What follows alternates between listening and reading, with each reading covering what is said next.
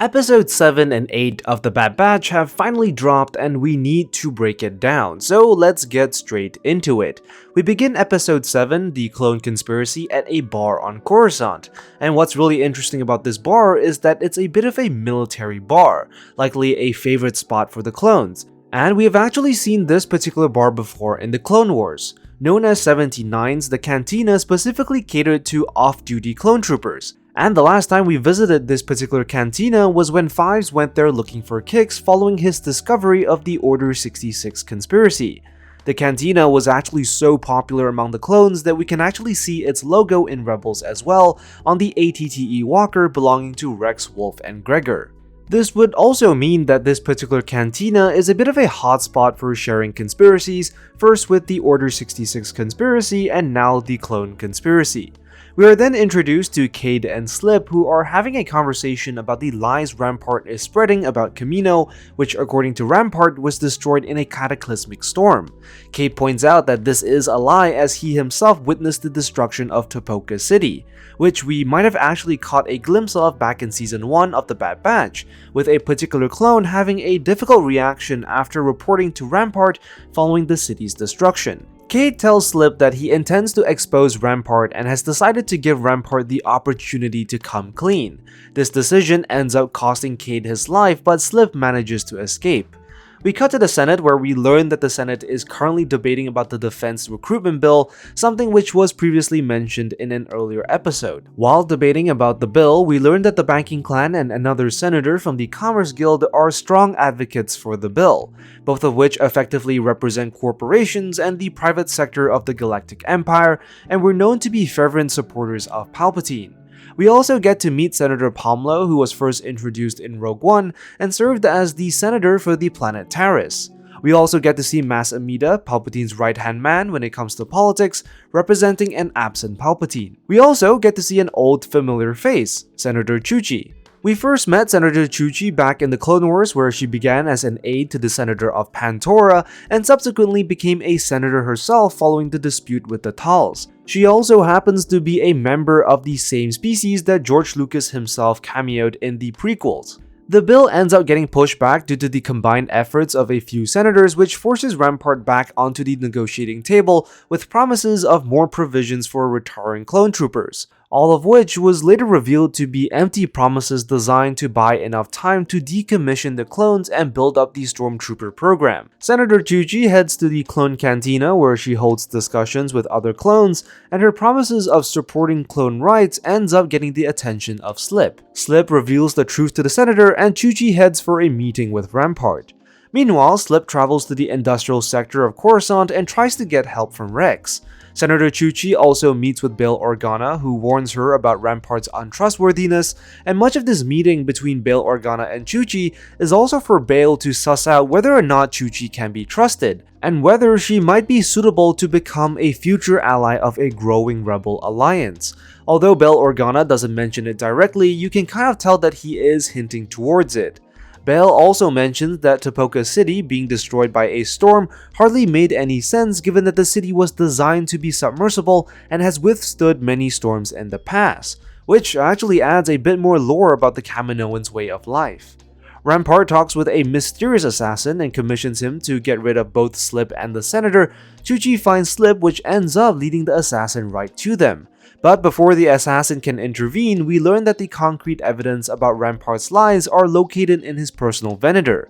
The assassin kills Slip and goes after Chuchi, but she is saved by Rex. Chuchi immediately recognizes Rex because of their previous encounter with the Tals following a dispute on sovereignty and rights, an incident which Chuchi was able to solve using her skills in diplomacy, and it's honestly one of my favorite episodes in the earlier parts of the Clone Wars. We then learn that the assassin is a clone, and the scene might have been designed for it to be a bit of a fake out for Boba Fett since he would fit the description, but this turns out not to be the case. The two hide out in the garage of the Martez sisters, which was first introduced to us back in the last season of the Clone Wars, where Ahsoka ends up getting tangled up in their business. So perhaps Ahsoka might have related to Rex about using the Martez's workshop as a safe house.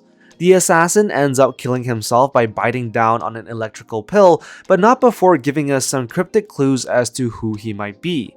Calling himself a believer, this could be the beginning of a new sub-faction within the clones, a group of die-hard Imperial loyalist clones that might be willing to do anything for the Empire. This would create a rather interesting situation for the clones like Rex and the Bad Batch, who so far have been trying to avoid killing their clone brothers as much as they can. But what's also very interesting about this assassin is that the character acts as a bit of a foreshadow for Crosshair's character. Both the assassin and Crosshair have a very similar profile, both relying on a sniper as their primary weapon, and both have very Black Ops-like outfit. And much of this was done to intentionally highlight a possibility in which Crosshair ends up as an Imperial fanatic. Given Crosshair's predicament between choosing his brothers or his loyalty to the Empire, should he decide to embrace his Imperial leanings, we may see Crosshair's face the next time we remove the helmet of an Imperial assassin. And so now we move on into Episode 8. We begin Episode 8, Truth and Consequences, on Ord Mantell, and Echo talks to Omega, who is trying to meditate, something which Gungi previously taught her. Omega asks if Echo would like to try, and Echo tells her that he doesn't really like the solitude, especially not after what happened on Skako Minor. And this is in reference to Echo's captivity and how he was experimented on by the Separatists, kept in constant stasis until the Bad Batch alongside Rex and Anakin managed to free him, so you can be assured that this definitely left some deep psychological scars in Echo and something that he isn't likely to forget anytime soon. Captain Rex hires the Bad Batch for a mission on Coruscant, and they soon land in the garage of the Martez sisters. Rex shows them the assassin and tells them that his identifying number has been wiped. The identifying number refers to a code that every clone is given from the moment they are born, and it's inserted in their left wrist, which when scanned can provide direct access to the profile and record of the clone. Every clone has an identifying code on their wrist. Your military records will be in the database. Scan him, R2. Impressive. So the fact that this particular clone doesn't have one indicates that this particular clone was either an off-the-books and unsanctioned creation for Rampart, or that the clone somehow found a way to remove it, something which Tech previously thought impossible.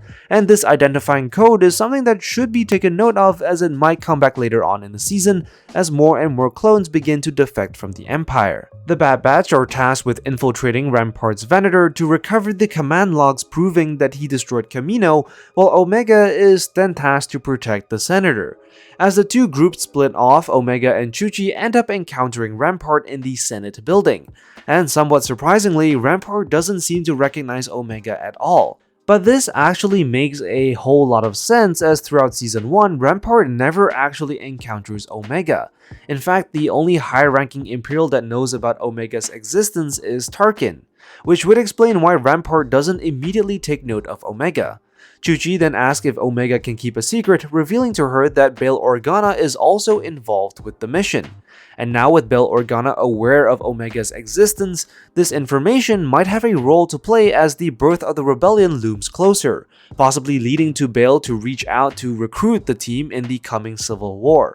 Bail Organa tells Chuchi to meet with the former senator of Camino, Halle Butoni, as she might have some information regarding Rampart's misdeeds. Halle Butoni, the Kaminoan senator, first appeared in the Clone Wars as a political enemy of Senator Amidala, opposing the peaceful resolution of the Clone Wars, and instead advocated for greater clone production and military spending. As the other members of the team infiltrate the Venator, we learn that Rex has been busy helping other clones escape the Empire, but while he has expanded his network, it is still spread pretty thin, indicating that more and more clones are reaching out for help, something which likely influenced Echo's decision later on.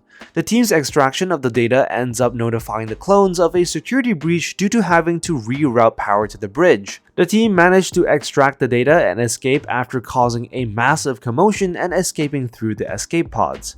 Back at the Senate, Chuchi continues to press Rampart about his underhanded dealings, and when Omega arrives just in time with the data, the recording is revealed to the Senate, which then forces Palpatine to emerge for the first time. And with Ian McDiarmid reprising his role as the Emperor, it's a really chilling scene. Rampart gets thrown under the bus and Palpatine ensures that he distances himself from the destruction of Kamino. Palpatine then proceeds to throw the clones under the bus by asserting that they were complicit as they blindly followed orders, which is why the Empire needs to form a new military, ending up with the Senate voting in favor for the bill. And so if you zoom out, you'll start to realize that Palpatine has sort of engineered a situation where he always comes out on top. Had Chuchi failed to procure the necessary evidence, then the bill would have passed anyways. But in the event that Chuchi had the necessary evidence, Palpatine can then use Rampart as a scapegoat while twisting the narrative to support the bill. Either way, the Emperor wins. As the Bad Batch part ways with Rex and Chuchi, we learned that Echo has decided to go his own way, deciding to stay with Rex to help out more clones, and it is really a heartbreaking scene as we watch Omega slowly come to the realization of what Echo is doing. And while sad, it actually makes a whole lot of character sense for Echo. Unlike the rest of the members of the Bad Batch who started off as a squad and somewhat shunned by the other normal clones, Echo has the experience of serving as one of the normal clones well before his capture and transformation by the Separatists, meaning that the guy definitely still feels a much stronger emotional connection with what is going on with the clones than what most of the Bad Batch members might feel. It's a bittersweet moment and a powerful moment for Echo's character as he is the first among the squad to truly find a purpose after the Clone Wars. And we can expect that as the season continues, more and more of the members of the squad will start developing ideas on who they want to be and what they want to do with their lives. Anyways, that's all for the breakdown for this video. Be sure to like and subscribe, and I will see you in the next one. I am the Lost Acolyte, and I have spoken.